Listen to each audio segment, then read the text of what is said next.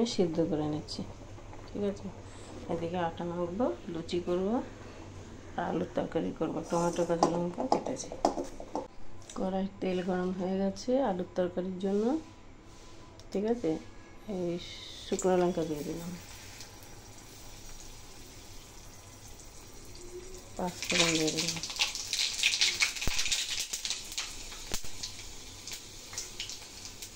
Tomato কাঁচা লঙ্কা,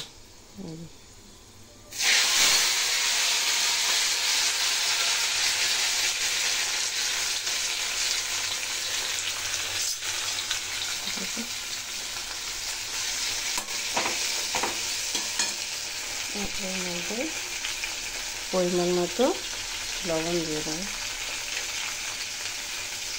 হলুদ powder দিয়ে দেবো, হলুদ পাউডার রাখতে, একটু লাল লঙ্কা দিয়ে দেবো, যে যেরকমভাবে মিষ্টি চান। টমেটোগুলো গলে গেছে একদম। এবারে সিদ্ধ করা যে আলুগুলো দিয়ে দেবো।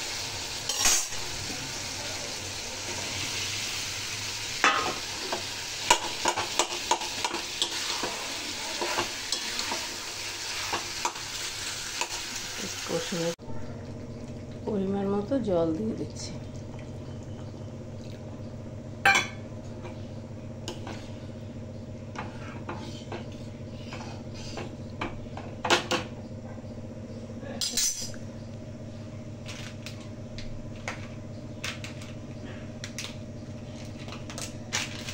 এবার এর মধ্যে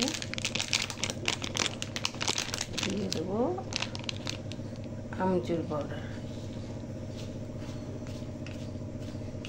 যে যেরকম টক খেতে চান সেই হিসাবে। ঠিক আছে,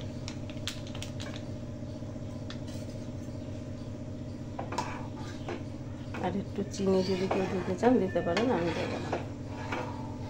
ব্যাস, এবার 5 মিনিট চাল দেবো, হয়ে যাবে আমার আলুর তরকারি,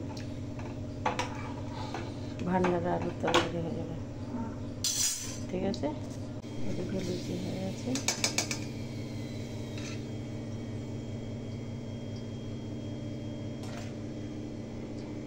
আর এদিকে আলুর তরকারি হয়ে গেছে। যে যেরকম ঝোল রাখবেন, এই যে আমি এতটা ঝোল রেখেছি, আপনাদের যেরকম ঝোল রাখেন। এটা ভান্ডারা আলুর তরকারি। ঠিক আছে, তো যাই হোক, রেসিপিটি যদি ভালো লাগে লাইক কমেন্ট শেয়ার করবেন। ঠিক আছে, আচ্ছা, টাটা, বাই, ভালো থাকবেন।